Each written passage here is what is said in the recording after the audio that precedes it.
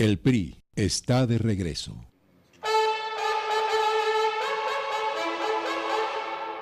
En el país de los desmemoriados, Enrique Peña Nieto es el nuevo presidente de México, elegido, para variar, entre protestas.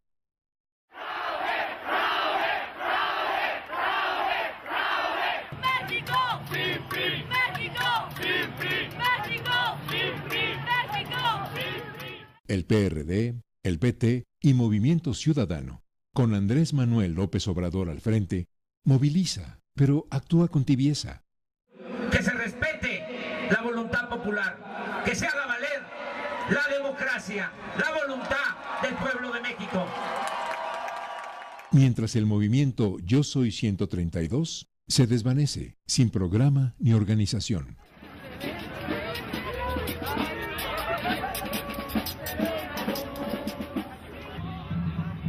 Y como suele suceder, las derrotas de la izquierda electoral traen nuevas calamidades.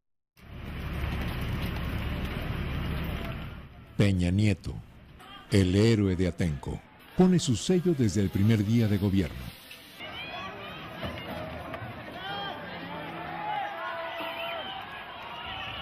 Provocación y autoritarismo. Los maromeros de la política ya están aquí.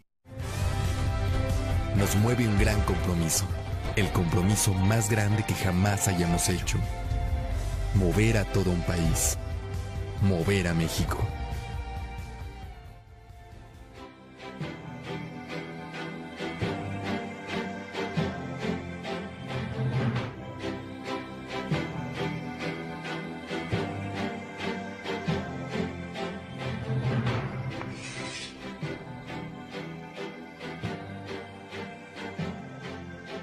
Pero el país no se va a mover solo. Nosotros tenemos que moverlo. Como presidente, voy a hacer lo que me corresponde. Pero necesitamos de todos para reformar al país. La patria es primero. El gobierno de Peña es una marca registrada. Y la publicidad, ese arte de engañar a los incautos, la clave de su estrategia. A los mexicanos nos tiene que ir mejor ya. Sin embargo, los publicistas no encuentran cómo ocultar los problemas de comprensión lectora del señor presidente. Tiene que ver con la ampliación de facultades del Instituto de Información y de Acceso de Información y de Acceso a la Opinión Pública de toda la información disponible para la ciudadanía desde el gobierno.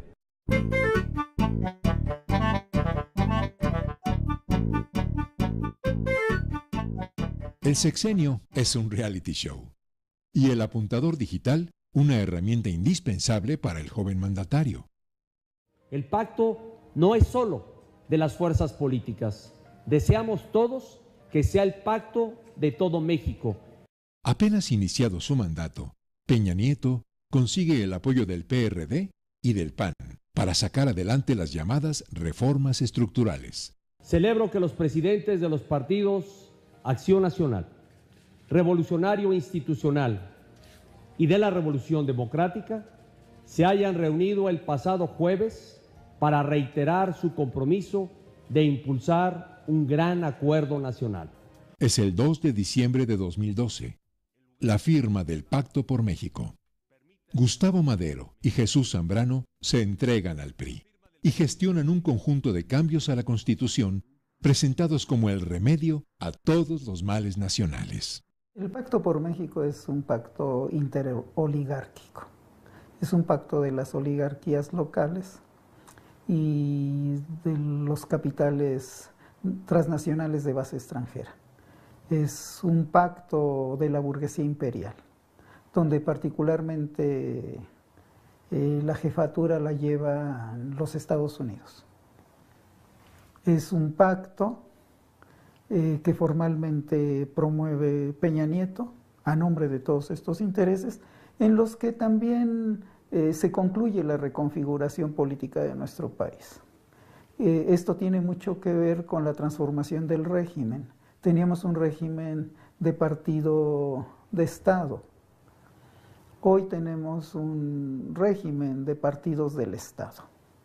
Acción Nacional y el PRD profundizan su bien ganado descrédito, mientras en el Congreso de la Unión sus legisladores y los tricolores aprueban una reforma laboral y otra educativa, que también es laboral contra los maestros, aunque prometa un futuro mejor. Con la reforma educativa participan todos los estados en la elaboración de los planes de estudio, con la que todos nuestros niños tienen derecho a un mejor futuro. Ese es un proyecto de despido de los trabajadores, no es un proyecto de calidad, porque lejos de ayudarnos en la calidad educativa, lo único que pretenden es hacerle ver al pueblo que con esto van a haber maestros mejores y que más adelante tendrán que pagar por esos maestros mejores. Educación gratuita, lo que el pueblo necesita. Educación después, al hijo del burgués. El magisterio disidente se moviliza con intensidad y frena temporalmente la reforma educativa. Entre tanto, la televisión, la constructora del consenso, hace su chamba. Estas son las fuentes de energía de México y todas son nuestras. Por eso hoy le decimos no a la privatización y sí a la reforma energética. La televisión nos trata de convencer a los mexicanos de la conveniencia de malbaratar el petróleo. Hace 75 años, precisamente en este salón del Palacio Nacional, el presidente Lázaro Cárdenas llevó a cabo la expropiación petrolera. Les informo que la reforma que hoy he enviado al Senado retoma palabra por palabra el texto del artículo 27 constitucional del presidente Cárdenas. El gobierno de Peña cree que lo que se publicita ya está hecho, es decir, con publicitarlo y con dar golpes de imagen ya la realidad se transforma. Es esta parte del realismo mágico de la telecracia, ¿no?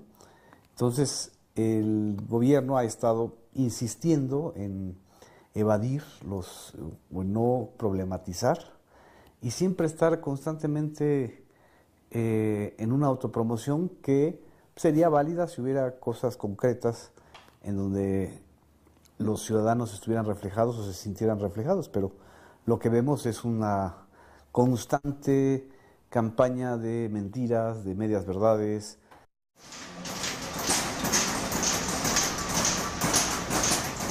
La izquierda intenta acercar el Senado y frenar la reforma energética, pero el corazón no le responde.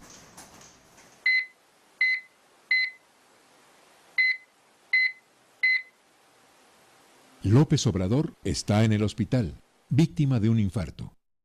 Mientras tanto, en el búnker de reforma, el PRI, el PAN y sus satélites aplican una mayoría automática y privatizan el petróleo entre malabares semánticos.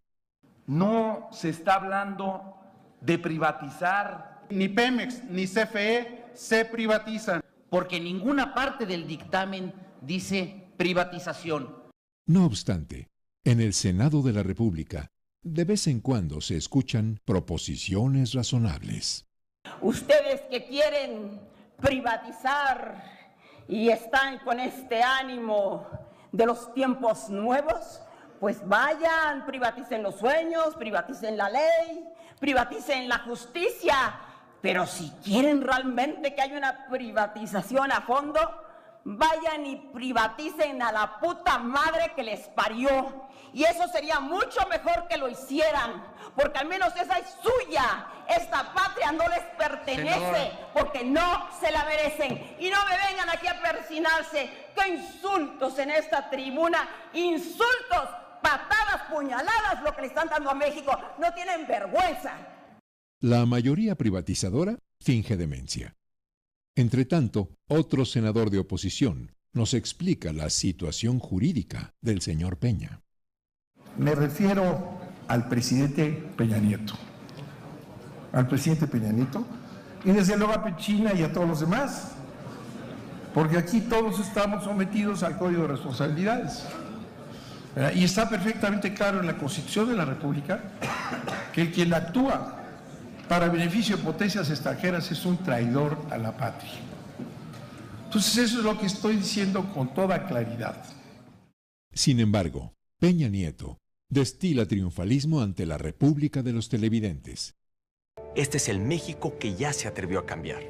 Gracias a un histórico acuerdo político, se lograron 11 grandes reformas. La popularidad del joven mandatario aumentará, supuestamente, en febrero de 2014 con la captura de este temido delincuente. Por acá, por favor. Por acá, por favor. Hoy, a las 6:40 de la mañana, elementos de la Secretaría de Marina detuvieron a Joaquín Guzmán Loera en la ciudad de Mazatlán junto con un colaborador. El cambio no será inmediato, pero ya iniciamos el camino hacia un nuevo México. Nos comprometimos a mover a México y estamos cumpliendo. México ya está en movimiento. Con las reformas estructurales aprobadas, con el Chapo en la cárcel y con la televisión al servicio del gobierno, México se movía y la familia presidencial se pavoneaba.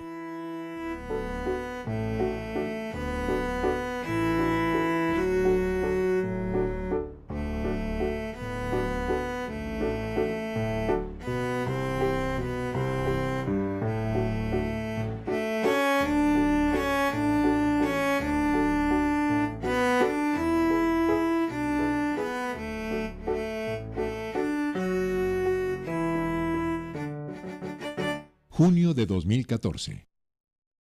La primera dama y su hija, Sofía Castro, posaban para la revista Marie Claire. Se brillante y luce fabulosa. Sin embargo, el narcisismo de la nueva casta, el sofisticado estilo de la familia presidencial, palidecerá por un incidente de mal gusto. Tlatlaya, Estado de México, 30 de junio. La opinión pública conoce una nueva masacre.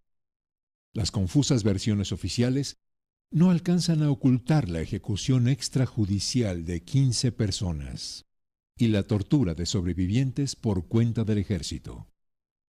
El caso Tlatlaya marca el inicio de la pesadilla de Peña y su gabinete. Los más grandes medios de comunicación solo abordaron el tema Tlatlaya hasta que en Estados Unidos se volvió un escándalo. La televisión mexicana lo silenció, los medios oficiales del Estado de México, donde ocurrió la masacre, prácticamente no mencionaron nada, salvo algunos portales digitales. Y es una desgracia que todavía sigamos con esta polarización y este discurso exculpatorio para los elementos militares, como si condenar a elementos militares que cometieron una matanza fuera el equivalente a condenar a todo el ejército. Es un discurso, una línea discursiva que justamente está enrareciendo el ambiente político en México y que está reflejando una falta de autoridad del jefe máximo de las Fuerzas Armadas, que es el presidente Enrique Peña Nieto.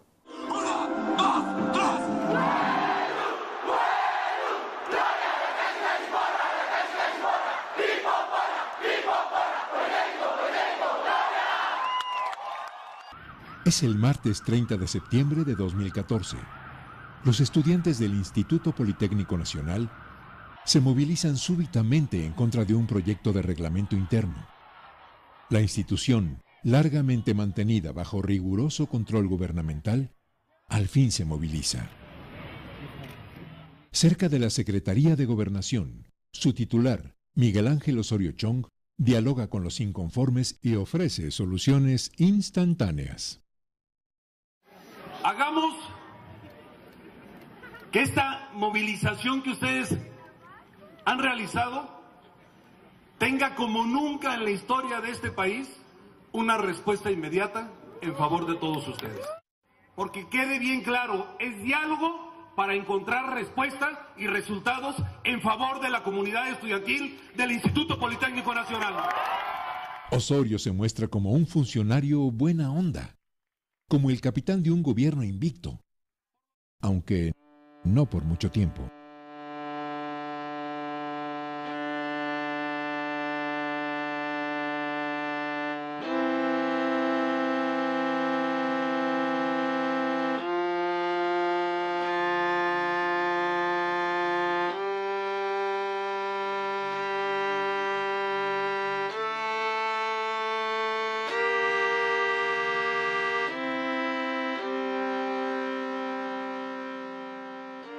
Estos rostros y la historia que se oculta detrás de ellos perseguirán para siempre a Enrique Peña y a su equipo.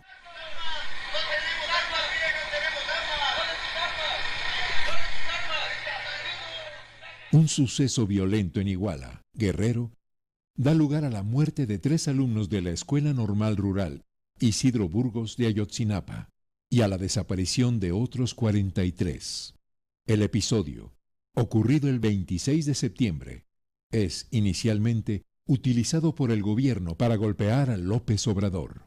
El líder de Morena, Andrés Manuel López Obrador, negó conocer al exalcalde de Iguala, José Luis Abarca. ¿Se acuerda usted cuando dijo que no conocía a Humada y casi por poquito dice que no conocía a Bejarano? No sé, alguien que le mande Ginkgo biloba, ¿no? Andrés Manuel López Obrador. No obstante, la respuesta social es vigorosa y responsabiliza al Estado mexicano del crimen. Sabemos perfectamente que fue el gobierno quien se los llevó. Seguimos en pie de lucha y nosotros no vamos a parar. Vamos a seguir luchando y manifestándonos hasta que este maldito gobierno nos entregue a nuestros hijos. Nosotros le decimos desde aquí a Enrique Peña Nieto que no nos vamos a cansar y le vamos a dar guerra, porque no vamos a descansar hasta encontrar a nuestros hijos. Guerrero se incendia y las protestas crecen dentro y fuera de México. It doesn't matter what race, it doesn't matter what gender, it doesn't matter what religion we come from. They're attacking humanity. They are killing us. Fueron masacrados, fueron entregados por policías en camionetas de la policía, compañeros. Son camionetas pagadas con el erario. José Ángel Navarrete. ¡Viva lo queremos! Marcial Pablo Baranda. ¡Viva! Luis Ángel Francisco Arzola. ¡Viva lo queremos! Jorge Antonio Tizapa. ¡Presente! Mario Torreblanca Flores. ¡Presente! Daniel Ramírez. ¡Presente! Antonio Santana. ¡Presente! Durante una de las protestas, el 9 de octubre, un grupo repudia a Cuauhtémoc Cárdenas durante una marcha en la Ciudad de México.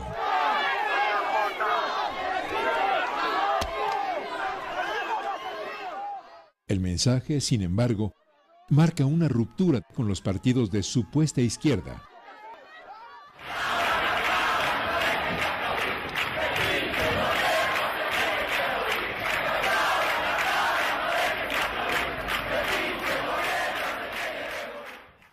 Las movilizaciones son pacíficas, pero la violenta presencia de autodenominados anarquistas empaña las protestas y abre las puertas de la represión.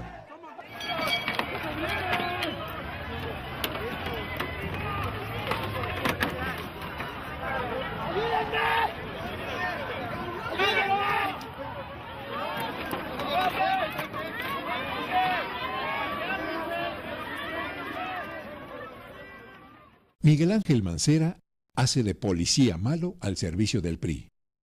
Y el señor Osorio ya no se quita el saco. El conflicto del Politécnico se alarga.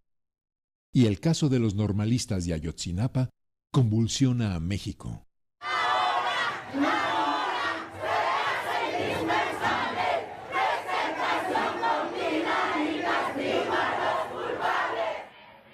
Peña Nieto y su equipo ya tienen su propio 68. Sin embargo, el glamour no se pierde.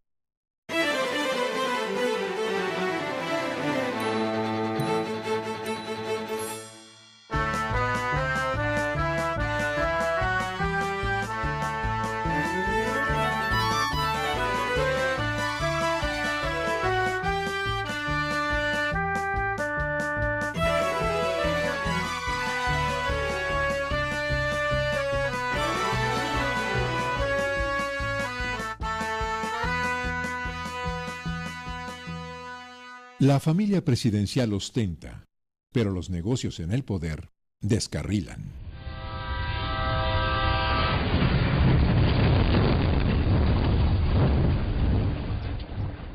La licitación del tren que correría de México a Querétaro fracasa con muchos intereses a bordo. El negocio multimillonario pone al descubierto la llamada Casa Blanca, el 6 de noviembre de 2014.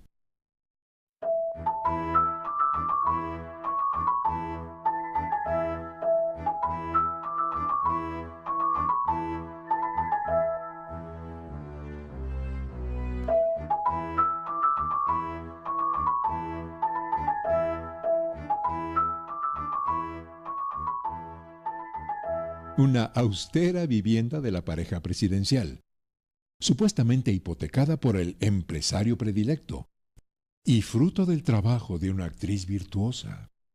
Ante todas las acusaciones que han puesto en duda mi honorabilidad, yo quiero dejar muy claro ante todos ustedes, los mexicanos, que yo no tengo nada que esconder, que yo he trabajado toda mi vida y que gracias a eso soy una mujer independiente, que he sido capaz de construir un patrimonio con honestidad y con todo mi trabajo. Después de regañar a los mexicanos por dudar de ella, la señora Angélica Rivera explica el galimatías hipotecario que rodea la propiedad. El total del precio de la compraventa fue de 54 millones de pesos a un plazo de 8 años, con un interés del 9%. Al día de hoy, he pagado un total de 14.343.555 pesos, monto que equivale casi a un 30% del total del precio pactado.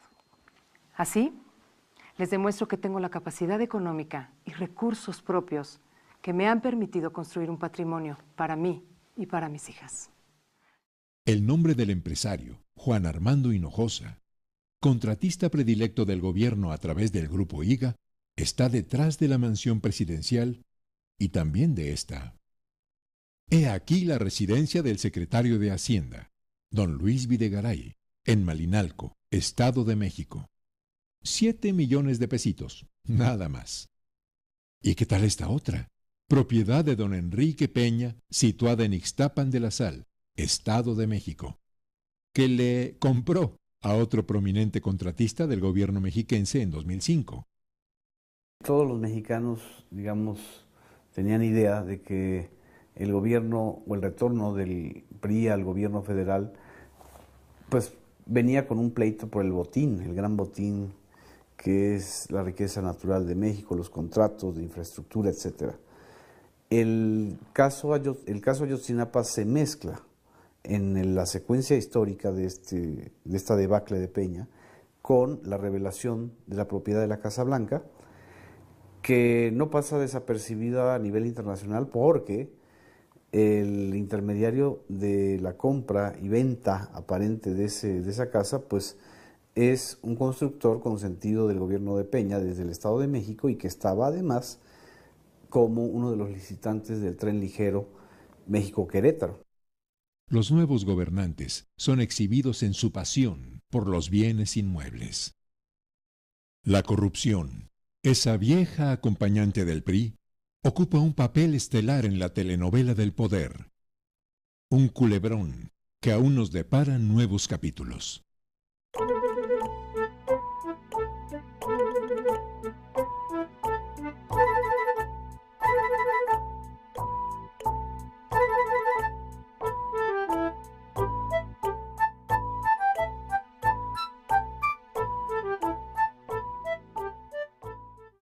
Don Virgilio Andrade entra en escena para investigar los improbables actos de corrupción del señor Peña y su gabinete.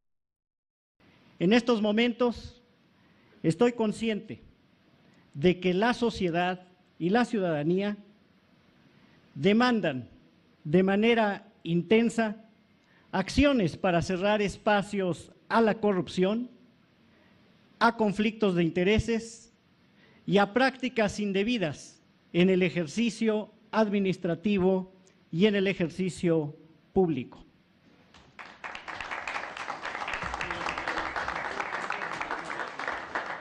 Nada como la justicia a la mexicana. Raúl Salinas hace tiempo que dejó la cárcel, y la aplicación de la ley al estilo Atlacomulco sirve para enjuagar el nombre de la familia Salinas de Gortari. El 16 de diciembre de 2014, un juez federal declaraba a Raúl inocente de enriquecimiento ilícito y le devolvía una fortuna calculada en 224 millones de pesos. ¿Y qué tal esta conversación de octubre de 2000? Es una cobardía gigantesca de Carlos estarme mandando recados con Juan José de que le manden dinero porque el dinero es de él y venir a decir que él no sabía nada. Creo que además es muy torpe de su parte decir que me exige una aclaración precisa. Y la voy a dar, Adriana, le voy a tomar la palabra. Todo voy a aclarar de dónde salieron los fondos, quién era el intermediario, para qué eran, de dónde salieron, dónde fueron. Y voy a decir qué fondos salieron del erario público para que se devuelvan. Yo creo que con eso la sociedad sí quedará contenta. El dinero para hacer política y la política para hacer dinero. Sí, mover a México.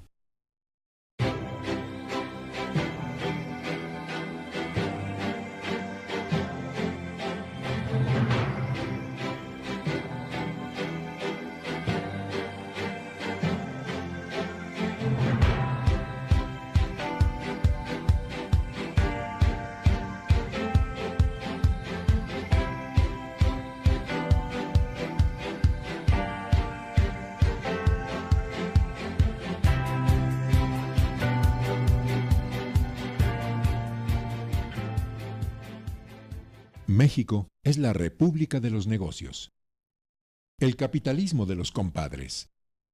Y Jesús Murillo Caram, un detective hecho en Pachuca. Los testimonios y confesiones que hemos recabado, aunadas al resto de las investigaciones realizadas, apuntan muy lamentablemente al homicidio de un amplio número de personas en la zona de Cocula. En la búsqueda de la verdad, mi obligación es ceñirme a lo que consta en las averiguaciones, y es por eso que los he convocado a esta conferencia de prensa. El procurador intenta convencer al público de que los normalistas fueron ejecutados e incinerados por sicarios. Continuando en el relato de los hechos, los detenidos declaran que cuando bajan al lugar a donde se habían arrojado y quemado los cuerpos, recibieron la orden de quien apodan el terco de fracturar los restos de los huesos calcinados, para ser depositados en bolsas de basura negras. Según sus declaraciones, estas bolsas fueron vaciadas en el río San Juan, salvo dos que uno de los declarantes dice haber arrojado completas. Sin evidencia científica y en medio de evidentes omisiones, Murillo minimiza las pruebas de la intervención militar en Iguala e intenta imponer la verdad histórica de los sucesos del 26 de septiembre. Esta es la nueva cara de la represión en México. La represión que se cometa contra los movimientos sociales, contra la gente que se opone a la entrega y la destrucción del país, a la destrucción de sus derechos, puede correr esta suerte. Ellos lo jugaron y echarle la culpa a la delincuencia. Esta es la carta que están jugando. Es una guerra sucia. Estamos viviendo una guerra sucia que ha cobrado casi 200,000 víctimas directas. Se habla de 30,000 o más desaparecidos y desaparecidas. Y podemos contabilizar sin temor a equivocarnos cuando menos a 1,300,000 personas que han tenido que abandonar sus casas. Cuando el gobierno quiso imponer una mentira histórica al estilo hitleriano, donde habla de la muerte masiva de 43 estudiantes, la incineración de sus cuerpos, la desaparición de todo rastro y prácticamente darle carpetazo a la historia, el tema irrita a la sociedad, se vuelve un asunto nacional. Y en este año hemos visto ya escalar el tema hacia un tema internacional, por la presencia de del grupo de expertos interdisciplinarios de la Comisión Interamericana de Derechos Humanos y por el propio juicio que la ONU y la Comisión Interamericana ha hecho del manejo terrible y prácticamente consecuencia de la tragedia, o más bien repetición constante de la tragedia. Lo que te habla es de una incapacidad de empatía del gobierno federal y de sus comunicadores y sus voceros y sus plumas pagadas para entender que no estamos hablando de un asunto más de la realidad mexicana, sino de el verdadero punto de quiebre. a Peña Nieto se le va a recordar por la tragedia de Ayotzinapa, no por las 11 reformas estructurales. Las argucias del señor procurador no detienen las protestas. Guerrero arde y México se desprestigia en el mundo. Hemos tomado la decisión de salir a otros países debido a que el nuestro ha cerrado sus puertas y ha dejado de investigar lo ocurrido ese día del 26 de septiembre. El Estado mexicano volverá a quedar manchado por hechos de sangre. Al caso Ayotzinapa se suma la matanza de Tanguato, Michoacán, con 42 muertos más, y la impunidad de costumbre.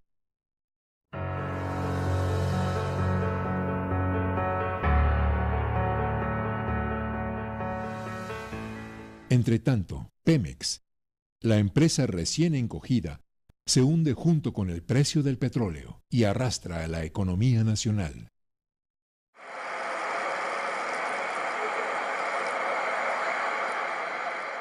El señor Peña va cayendo en desgracia y la tuta entra en escena.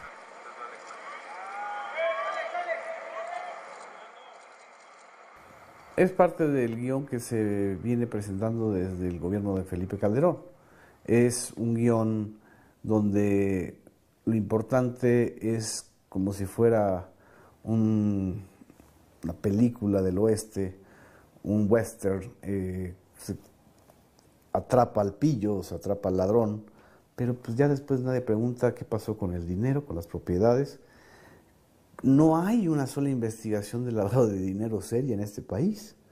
Es dorarle la píldora a los mexicanos. Es constantemente irles diciendo, no, pues hemos atrapado a no sé cuántos jefes, prácticamente le han dado la vuelta a la lista de todos los cárteles y yo creo que han atrapado 20 veces a los jefes más importantes de todos los cárteles, lo digo con sarcasmo, y sin embargo no ha disminuido el narcotráfico, no ha disminuido la violencia que genera la disputa por las plazas, no ha disminuido la corrupción, ni mucho menos la impunidad.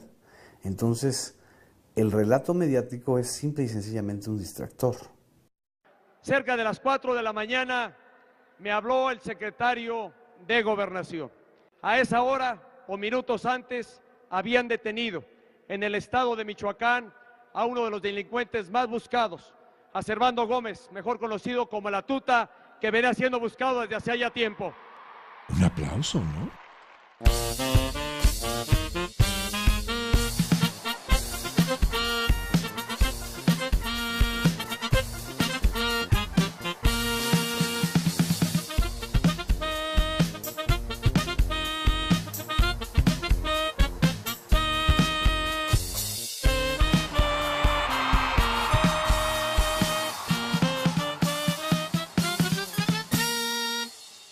Peña se entrega al populismo en Zapopan, pero meses después hará con él un espantapájaros. Es la Asamblea General de la ONU, Nueva York, septiembre de 2015. El mundo de hoy está expuesto a la amenaza de los nuevos populismos. Nuevos populismos de izquierda y de derecha, pero todos riesgosos por igual. El siglo XX ya vivió y padeció las consecuencias de individuos que, carentes de entendimiento, responsabilidad y sentido ético, optaron por dividir a sus poblaciones. ¿Quiénes serán esos políticos faltos de entendimiento? ¿Acaso los que no pueden pronunciar la palabra multilateralismo? De que el multilateralismo... El señor Peña se atora una vez más, y no nos dice quiénes son esos que dividen a la población. Mientras tanto, en México, un país dividido entre muchos pobres y muy pocos ricos, entre muchos delincuentes y muchísimas víctimas, el reality continúa en su versión más oscura. La guerra no es contra la sociedad para que no se alarme. La guerra es en contra de esos individuos que ya muchas personas estamos cansados de tantas injusticias que cometen estas ratas que se dedican al secuestro y a la extorsión, ya que nosotros concordamos con los ideales del señor Lucio Cabañas Barrientos, que hace muchos años atrás peleó por las injusticias que se vivían en Guerrero. Los símbolos de la izquierda son convertidos en bandera de grupos criminales. Confunde y vencerás. Desde las sombras se agita el fantasma del narcoterrorismo. La supuesta lucha contra la delincuencia organizada es, entre otras cosas, una estrategia contrainsurgente que suma decenas de líderes sociales asesinados. El gobierno estadounidense, promotor del contrabando de armas y padrino de narcotraficantes, simula, aumenta su injerencia y consigue una reforma que permite a sus agentes portar armas en México. Las modificaciones que se aprueban a la Ley de Armas de Fuego y Explosivos sí representan beneficios económicos positivos para México. La llamada guerra contra el narco reporta nuevos y mejores dividendos a Washington. El país continúa siendo un matadero administrado por los vecinos del norte. Es una guerra sucia contra el pueblo de México, contra la nación mexicana, similar a las que se están viviendo en el Medio Oriente y en el centro de Asia. Y esta guerra la coordina, ¿sí?, la cúpula del Estado mexicano y la cúpula del Estado gringo. Es esta guerra que están librando contra nosotros y tiene que ver con las reformas estructurales, porque no hay otra manera. O sea, ellos decidieron a través del Pacto de México escalar este proceso de desarticulación del país y no puedes desarticular este país por la historia que tiene, por cómo somos pues las mexicanas y los mexicanos, más que sembrando el terror y el miedo, la violencia, la deshumanización.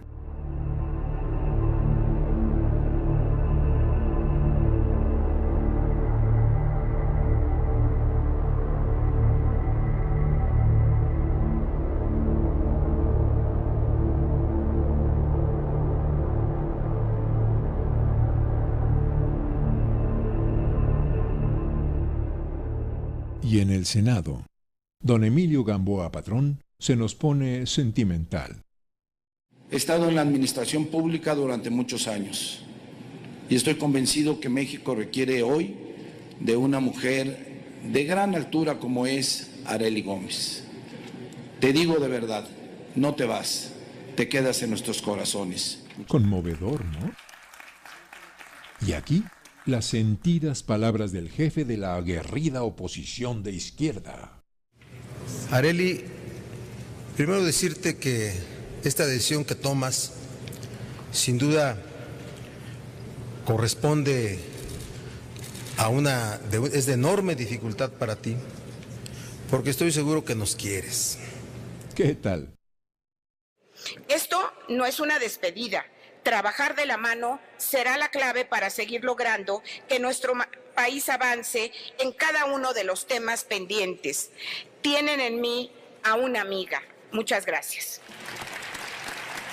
La abogada Arely Gómez se despide de sus colegas senadores entre cursilerías para convertirse en la nueva procuradora. Sí, protesto. Semanas después, Eduardo Medina Mora será nombrado ministro de la Suprema Corte. Aquí, una breve semblanza de don Eduardo a cargo de Laida Sansores. ¿Qué se le premia a Medina Mora?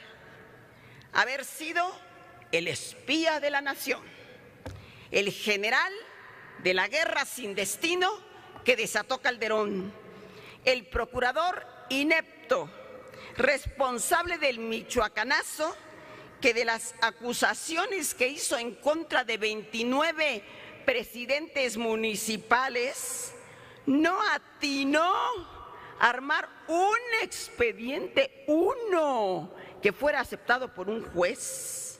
Felicitaciones al señor Emilio Azcárraga. Hoy puede agregar una procuradora y un ministro de la Corte como 2 estrellas más del Canal de las Estrellas. una vergüenza histórica para este Senado. Sí, el Senado es una vergüenza. Y el Poder Judicial se llena de justicieros de la pantalla, al estilo Televisa.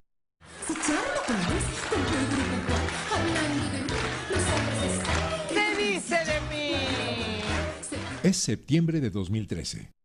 Doña Laura Bozzo, defensora telegénica del pueblo, es la encargada de provocar a la periodista Carmen Aristegui, titular del único noticiero no alineado en los medios electrónicos.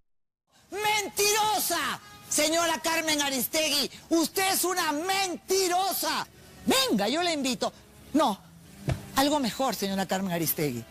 Vamos a Coyuca de Benítez. La reto. Públicamente la reto. Y respecto al reto que me lanzan en el Canal 2 de Televisa, pues desde luego la respuesta es no. Sin embargo, las maniobras del sistema en contra de Aristegui no prosperarán sino hasta marzo de 2015. Bajo pretexto de una disputa contractual, la periodista es despedida por la empresa MBS. El diario The Washington Post presentaba a Aristegui como una periodista combativa que exhibió la mansión secreta de la primera dama y perdió su empleo. Se planteó por parte de la empresa que el motivo principal por el cual nosotros salimos del aire, que son los nuevos lineamientos editoriales, que son desde luego contrarios a la libertad de expresión.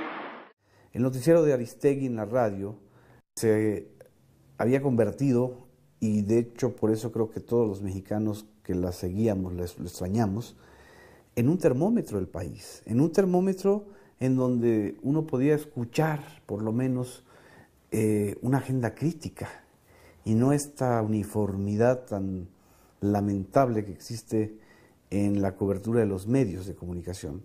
Hay muchos noticieros, pero todos repiten lo mismo. Todos tienen la hora del presidente, la hora de los anuncios publicitarios de los gobernadores, la agenda de lo que dicen los secretarios de gobernación o los secretarios de Estado, y no la agenda de los casos conflictivos realmente, de los expedientes que a la gente le preocupan, ¿no? La censura se impone en México calladamente. 22 periodistas habían sido asesinados hasta diciembre de 2014. Y en promedio, un comunicador era agredido cada día durante el mismo periodo. En muchos casos, por la propia autoridad. Aquí un ejemplo. La agresión a un grupo de periodistas en Cocula, Guerrero, en septiembre de 2014. Los 4 elementos que nos habían amedrentado en numerosas ocasiones, finalmente atravesaron su vehículo en la carretera que va de Iguala a Cocula. En ese lugar, bajaron del vehículo apuntando sus armas de grueso calibre de nueva cuenta contra nosotros. Comenzó a golpear el vidrio con su arma de fuego. La presencia de algunas patrullas que ya se acercaban al lugar hizo que el hombre parara su agresión. No obstante, otro agente da un chiflido a una de las patrullas de la Policía Federal para que de nueva cuenta atravesaran sus vehículos frente a nosotros. Pero la violencia en contra de los comunicadores frecuentemente termina en tragedia en el México movido por Peña.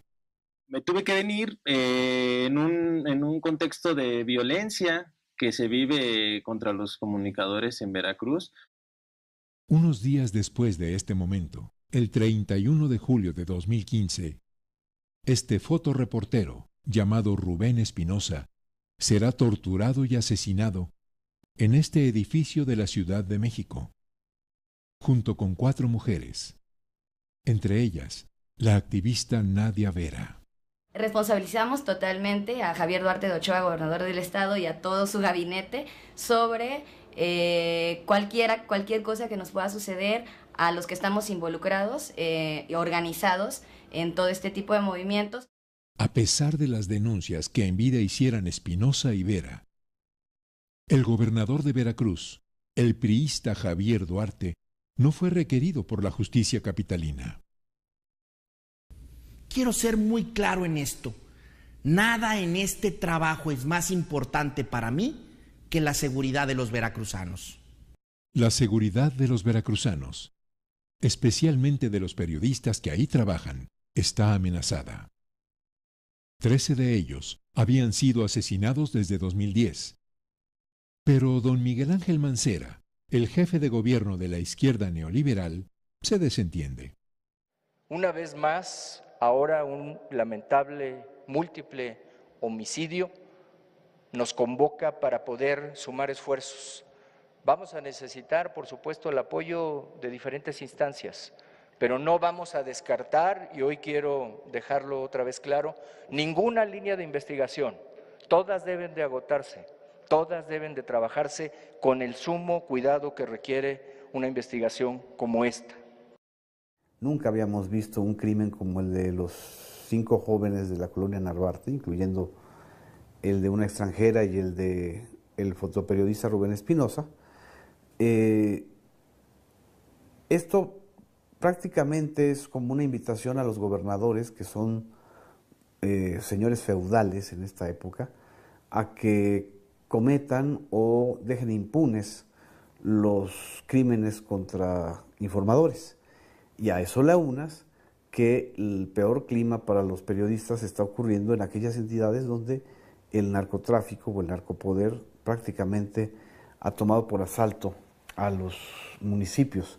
Entonces, estamos viviendo una de las peores épocas para la seguridad de los periodistas, para el ejercicio del derecho a la información y paradójicamente para la libertad de expresión hay nuevas maneras de expresión, pero con un costo muy alto.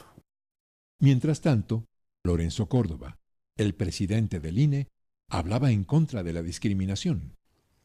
Para las instituciones de la democracia, como el Instituto Nacional Electoral, la no discriminación es un objetivo permanente y transversal de nuestros proyectos y programas. De ahí que hemos trabajado desde hace varios procesos electorales por disminuir las barreras que genera el medio social y físico, como pueden ser el idioma, las discapacidades o la marginación. Ahora, escucharemos al joven Córdoba practicando la discriminación, lejos de los reflectores. No voy a mentir, te lo voy a decir como hablaba ese cabrón. Tengo que me decía, yo, jefe, gran nación chichimeca, vengo Guanajuato, yo decir a ti, o diputados para nosotros, o yo no permitir tus elecciones. No, faltó decir, que le faltó decir, yo, gran jefe, toro sentado, líder, gran nación chichimeca. No mames, cabrón, no mames, cabrón. Este mediodía se presentó una denuncia ante la Procuraduría General de la República en contra de quien resulte responsable por la intervención y difusión ilegal de una llamada telefónica privada que sostuve con el secretario ejecutivo del Instituto Nacional Electoral el pasado 24 de abril. Él dijo que era una conversación privada y que así se expresa en privado. Bueno, pues si así se expresa en privado, quiere decir que también así lo piensa. Lorenzo Córdoba es un ser despreciable, en todos los sentidos. Su estructura cultural racista, colonizadora, su prepotencia amparada en supuestos títulos académicos que luego nada te dicen. El reflejo de este exabrupto y esta conversación es una cultura política del cabroñol, para empezar, ¿no? O sea, esta especie de lenguaje contemporáneo de los mis reyes, ¿no? Yo soy Diego del PAN. Yo soy Acción Nacional. Yo soy Diego del PAN. Y voy a triunfar. No estamos contentos, no tenemos que aplaudir.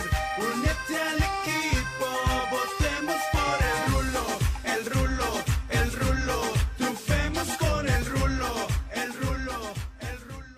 El vacío de propuestas, el cinismo y la estupidez de partidos y candidatos degrada el proceso electoral.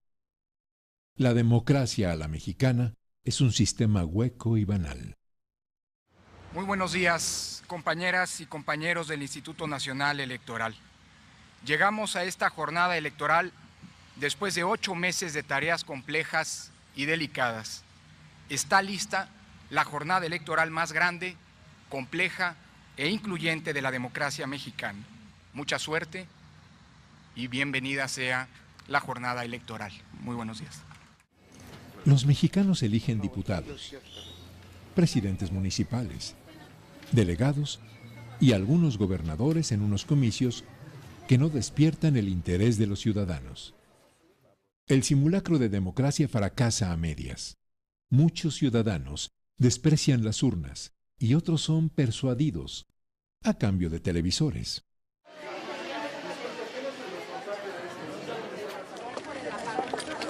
Cuidado con las fotos que andan tomando y los que no tengan. Así son las elecciones en la tierra de los aturdidos.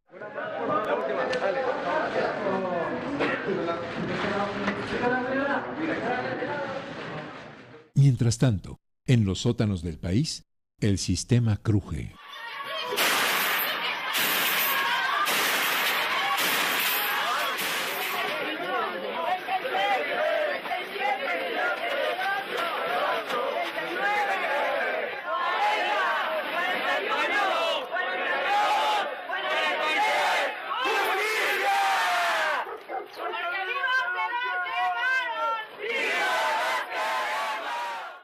Un segundo elemento que nos pinta de cuerpo entero al Instituto Nacional Electoral y a quien lo preside es cómo trampearon los datos de la elección pasada. Ellos, particularmente el señor Córdoba, había anunciado desde mayo, particularmente en una reunión en Guadalajara, que la lista total de empadronados sumaba los 87 millones. Y que de estos 87 millones, 83, poco más de 83 habían recibido su credencial para votar. A la hora de hacer el recuento de la participación electoral, ellos usaron una cifra casi 6 millones abajo de los 83 millones. Hablaron de 77 millones y fracción. Con esto prácticamente desaparecieron a 6 millones de votantes e inflaron la participación electoral. Considerando los desafíos que enfrentaba esta jornada electoral, el balance es sin duda positivo para nuestra sociedad y para el Instituto Nacional Electoral. A Lorenzo Córdoba le parece altamente positivo que la democracia mexicana se haya convertido en un producto chatarra, mientras el primer mandatario celebra la derrota de los violentos. Hubo quienes intentaron afectar estas elecciones. En los días previos, incluso realizaron actos violentos, buscando desanimar a la población. Sin embargo, por encima de ello, este domingo millones de mexicanos acudimos a votar, convencidos de que la democracia es el mejor camino para México. Peña alardeaba, mientras en su gobierno la cifra de personas asesinadas rondaba las 60,000. Las cosas no son como parecen.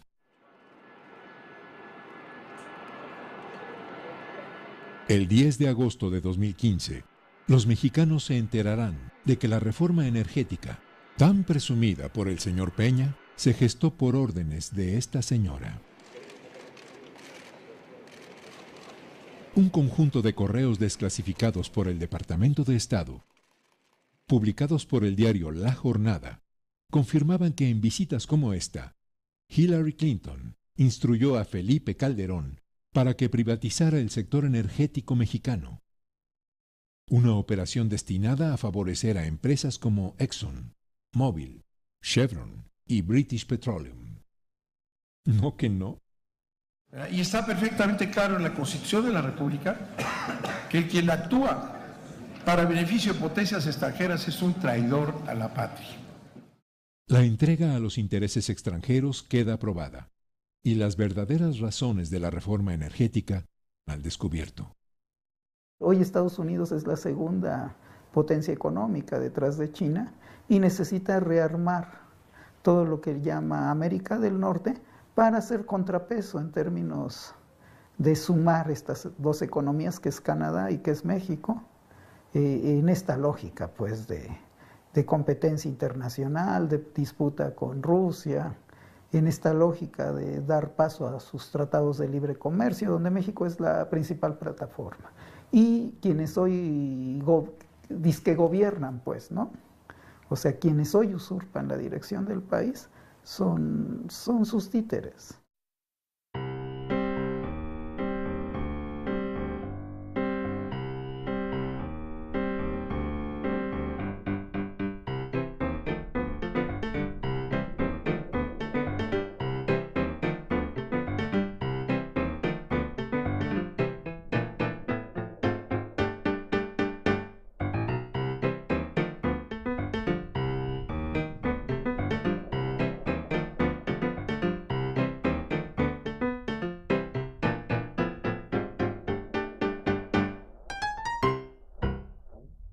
Es el 11 de julio de 2015.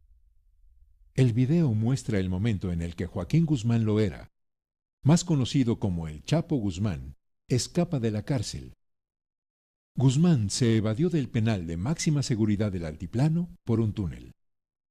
Años atrás lo hizo de un penal de Jalisco, por la puerta. Según marcan los protocolos de seguridad de las instalaciones penitenciarias, la alerta roja se emitió en cuanto el personal se percató de la ausencia de Guzmán Loera. Lo que el señor Rubido llama poéticamente ausencia de Guzmán Loera es, en realidad, una fuga, debida a complicidades que permiten entrever las zonas más turbias del gobierno del señor Peña. Tal vez a eso se deba que la fuga del Chapo no impidiera que el señor presidente y sus secretarios de Defensa y Marina se quedaran disfrutando de París, jugando a los avioncitos, junto a una comitiva de tan solo 400 personas. ¡Oh, la, la!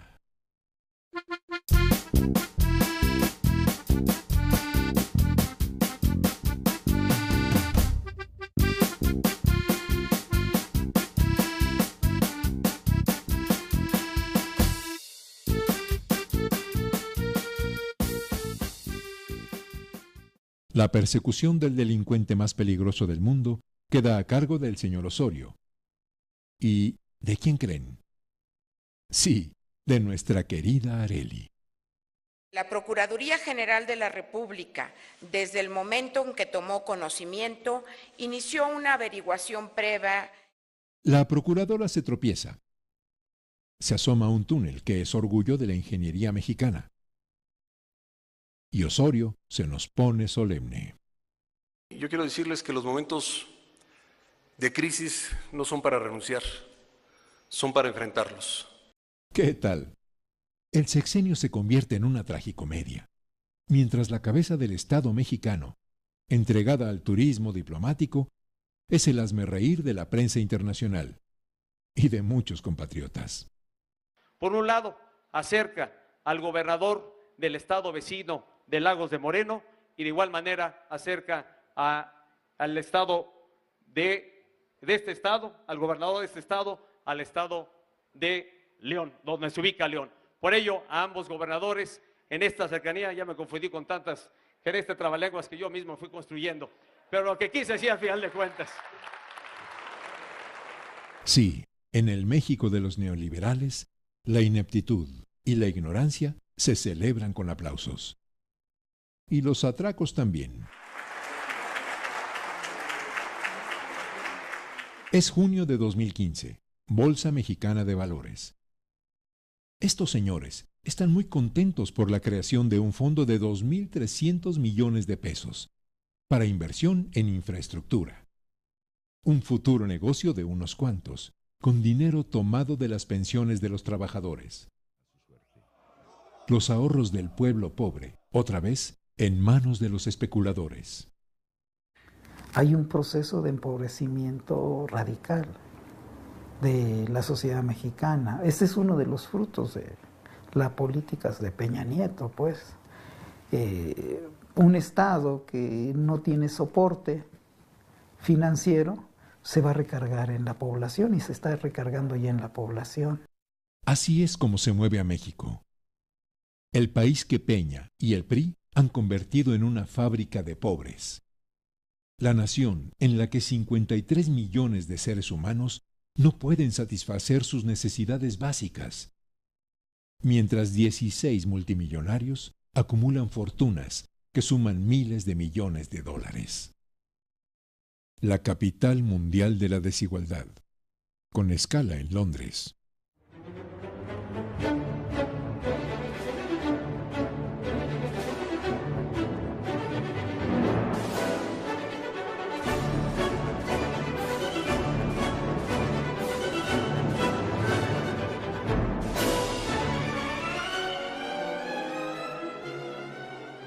La familia presidencial continúa viviendo su propio cuento de hadas. No obstante, el príncipe de Gales se aburre.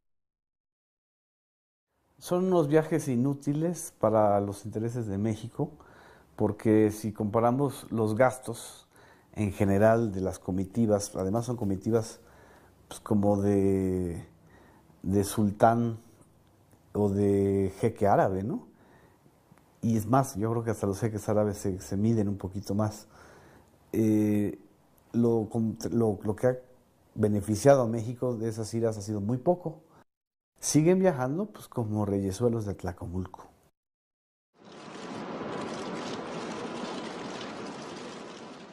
El 8 de enero de 2016, el Chapo Guzmán es capturado nuevamente. El reality presidencial toma tintes de comedia. Quiero leerles un tuit que acaba de subir el presidente en este momento. Dice, misión cumplida, lo tenemos. Quiero informar a las mexicanas y a los mexicanos, Joaquín Guzmán Loera ha sido detenido.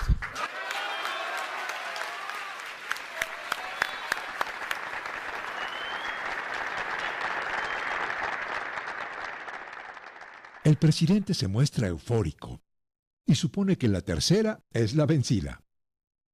Esta mañana, en el municipio de Los Mochis, Sinaloa, integrantes de las instituciones de seguridad del Gobierno de la República lograron detener a Joaquín Guzmán Loera. El gobierno celebra con cinismo e intenta que los mexicanos olviden tropezones y corruptelas y no reparen en la devaluación del peso. Mientras el delincuente más buscado y sus historias llenan las primeras planas, la moneda mexicana se acerca a las 20 unidades por dólar.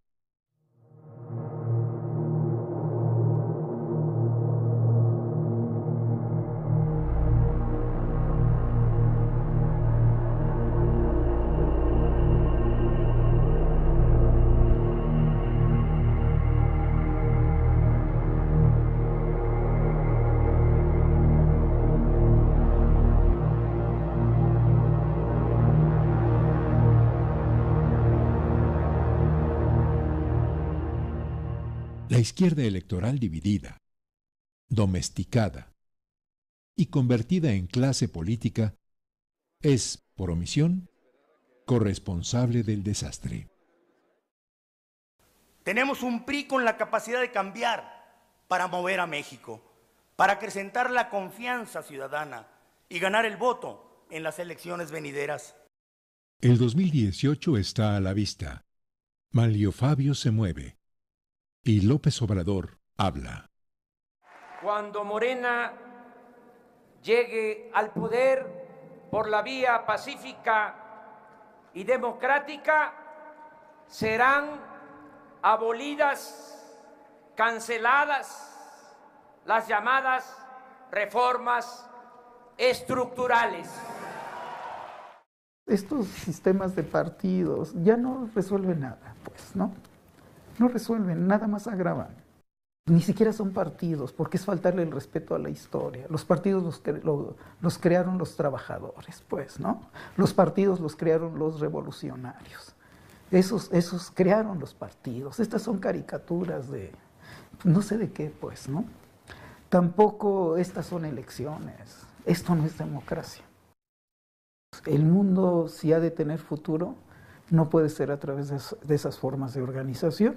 Y en el 18 esperamos que se haga patente, pues, independientemente de quién pueda ocupar momentáneamente, ya no la representación nacional, un puesto, que se haga patente esta insurgencia. He aquí a los maromeros del poder.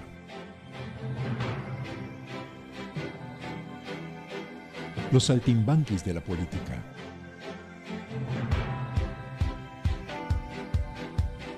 Los que mueven a México hacia su abatimiento como nación soberana. Los que venden a la patria entre mentiras y malabares.